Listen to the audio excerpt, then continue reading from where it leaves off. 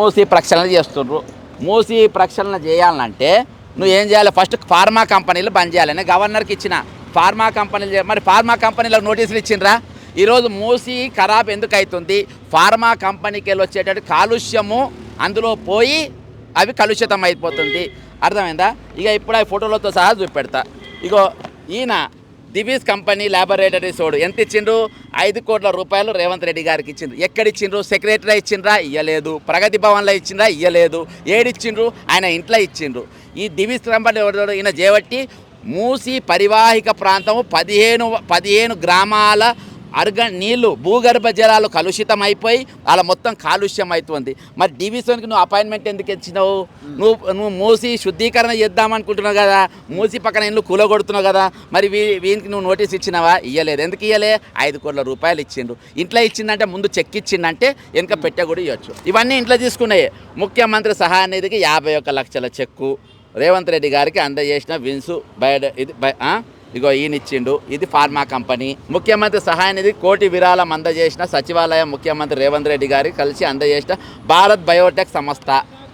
ముత్తైదులు అందరూ ఉన్నారు పక్కన. వరద బాధితులు ఆదుకోవడంలో రెడ్డీస్ ల్యాబ్ 5 కోట్ల రూపాయలు ఇచ్చిండు. రెడ్డి ల్యాబ్. ఈ కంపెనీల ద్వారానే ఈరోజు మూసి నాశనం అవుతుంది. ఇంకోడు సువెన్ లైఫ్ సైన్స్ 2 కోట్ల రూపాయలు ఇచ్చింది. ఈరోజు మూసి ఖరాబ్ అయింది, మూసి నీళ్ళు కలుషితమైంది. ఈ కంపెనీలు చేయబట్టి వీళ్ళకేమో నోటీసులు ఇయ్యరు, వీళ్ళే కూలగొట్టరు. ఎందుకంటే ఈరోజు వాసవిోడు చెరువులో కట్టిండ్రు, ఈరోజు లెజెండ్ కూలగొట్టలేదు, మై హోమ్స్ ఏవి కూలగొట్టలేదు, పెద్ద ఏవి ఎందుకంటే వాళ్ళు పెద్ద పైసలు ఎవరేమి కూలగొట్టినావు?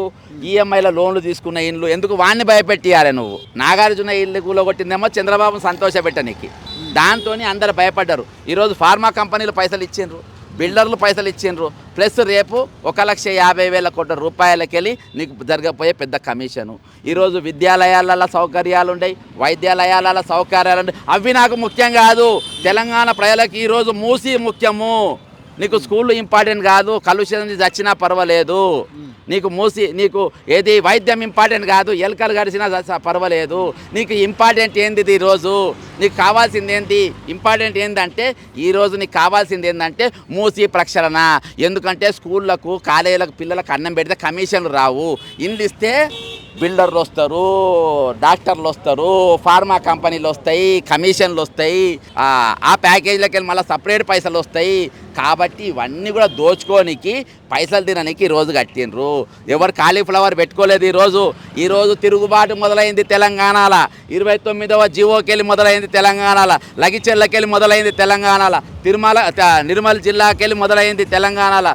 ఈరోజు ఎక్కడ కూడా భూమి గుంజుకుంటామంటే, నీ జాగాలు గుంజుకుంటామంటే, నీ నౌకర్లు గుంజుకుంటామంటే, నీ నిధులు గుంజుకుంటామంటే, నీ నీళ్లు గుంజుకుంటామంటే చేతుకు గాజులు వేసుకొని కూర్చునేటోడు ఎవ్వరు లేడు ఇక్కడ. అర్థమైందా? మీరు అరెస్ట్ చేసేదాకా మేము చూసుకోము, మేమే అరెస్ట్ అవుతామని వస్తున్నాం మేము.